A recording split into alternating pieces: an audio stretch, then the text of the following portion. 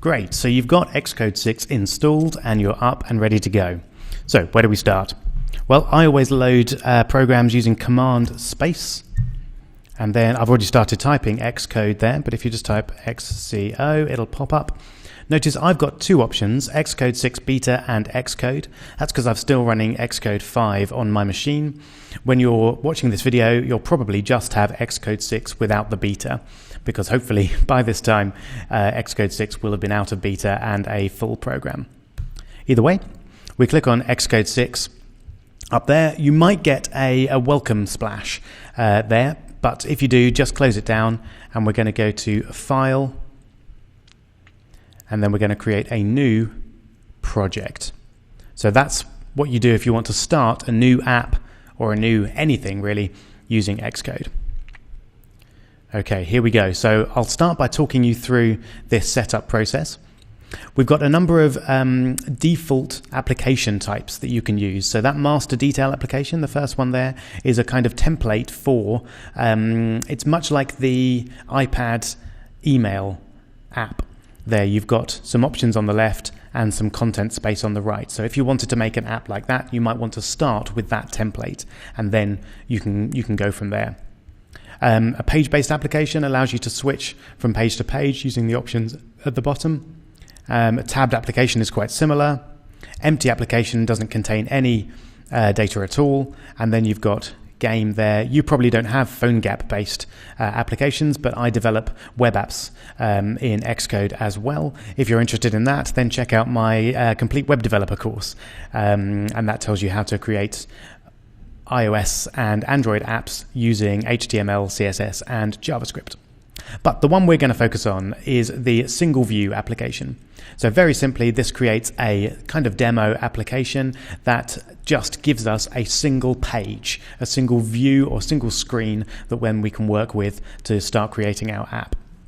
And I won't worry for now about all these other things down there. They're not important at this stage. We'll look at them as they come along. So we'll just click Next. So product name, I'm just going to call it example app for the moment. You can call it whatever you like. And you can make up an organization name. My app development company is called Appfish. Organization identifier usually starts with a com, C-O-M. It's kind of the reverse of a web address. Instead of google.com, you have com.google. So it will probably be com. And then whatever your organization name is. And then it will work out the bundle identifier for you automatically. The language we want to select is Swift. We will be looking at Objective-C a little bit later on, but our focus on this course is definitely going to be developing in Swift. And then the final option is you can choose which devices you want this app to work on, so we can have it just iPad, just iPhone, or iPad and iPhone. For the moment, we're just going to look at iPhone, keep things simple, but we will look at universal apps later on in the course. Okay, and click Next. So you can see I've got some various ones that I've been trying out already. I'm just going to create it in that folder. You can create an apps folder somewhere. I'd recommend doing it either on your desktop or in your documents, and then keeping everything together in there. We're not going to worry about source control for the moment. Again, we'll look at that later on. It's a great thing to use, but for now, I just want to keep things very simple, and we'll go ahead and create the app. Okay, let me just resize Xcode so that you can see it okay.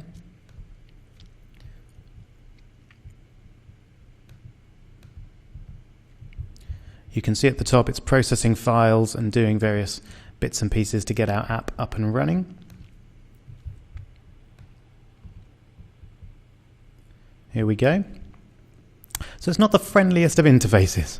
There's quite a lot going on there. So in this video, we're just going to take a few moments to look at the different parts of Xcode and what everything does. So down here on the left, we'll start here. You can see all we've got is a list of the files in our app.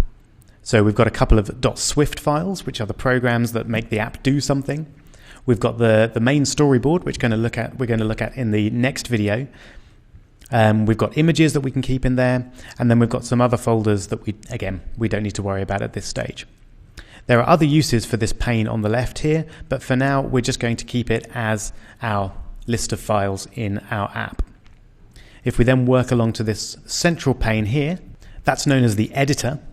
And this is where we'll be doing most of the stuff that we do when we're in Xcode. So at the moment, you can see it's got some basic information about our app.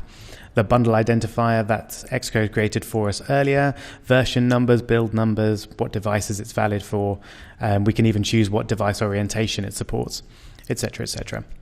And later on, we'll see how to add app icons and launch images for our app as well. But in here, we'll also be actually writing our code. We'll be working on the main storyboard with the interface builder, so dragging and dropping things like labels and buttons into our display here. So that's what the central editor area is for. On the right here, at the top, we have what's called the utility area. And that's the bit that changes depending on what you're actually looking at here. So at the moment, it's got some basic information about the app, so the name of the app, project format, organization, etc., etc.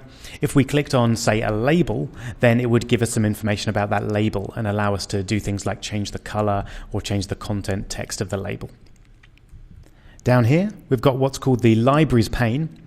And this pane allows us to choose various things and essentially drag and drop them into our project.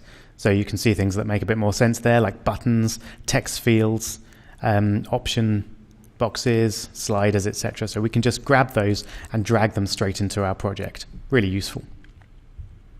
Up here on the right, when you've got limited screen space, as I do here, I'm producing this course on a MacBook Air, so it's not a really big screen.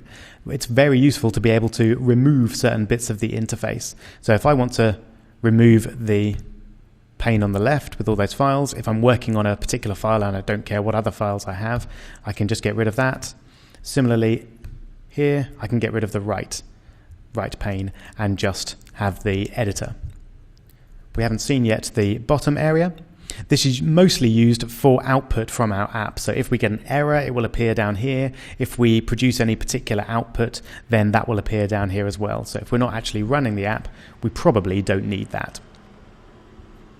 Finally, we'll look at, or almost finally, we'll look at the assistant editor here, also known as the smart editor. If we click that, essentially what that allows us to do is display two editor windows alongside each other. And we'll see how that's useful later on. It's particularly useful if you want to have the interface builder, say, on the left, and then a Swift file on the right. So you can actually see the code and the interface and how they work together. We'll see how that works in the next couple of videos. Let's switch back over to the view that we started with. Okay. Now, our final thing that we're going to look at is this bit up here. So one of the things that makes Xcode really useful as a developer environment is it's got an iOS simulator built in. So you can choose what product you want to run your code on. We'll use iPhone 4S for now. And then you just click play when you want it to run. Now this usually takes a few seconds, depending on how fast your computer is. The Xcode will compile your app, build it, and then run it on a simulator. Sometimes the simulator pops up, sometimes you'll have to select it. So here we go, iOS simulator is there. It does take a little while to get going, but there we go. You can see I've got the whole iPhone in here, so you can actually have a little play around. It's just like having an iPhone, and you can see the interface, and I'll show you how that works in a minute. But for now, we'll just see our app, because we haven't put any content in, is just going to be a blank white screen. So this will get up and running in a minute.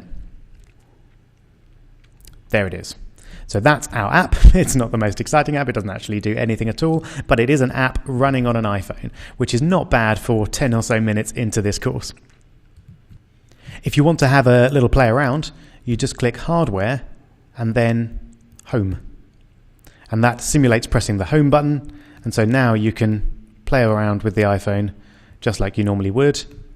Obviously, you're limited with phone calls and pictures and things like that, but you can play with the calendar, scroll up and down, etc. We can even rotate the device. So we can rotate left, and then we can see what that looks like. You can do that with the command key as well. So command right, command left will rotate it, just like that.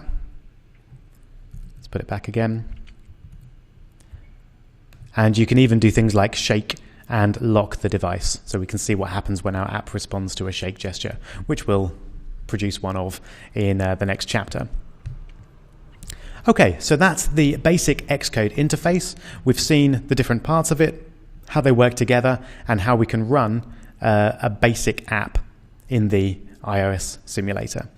In the next video, we'll find out how to add things to the main storyboard and start building up an interface.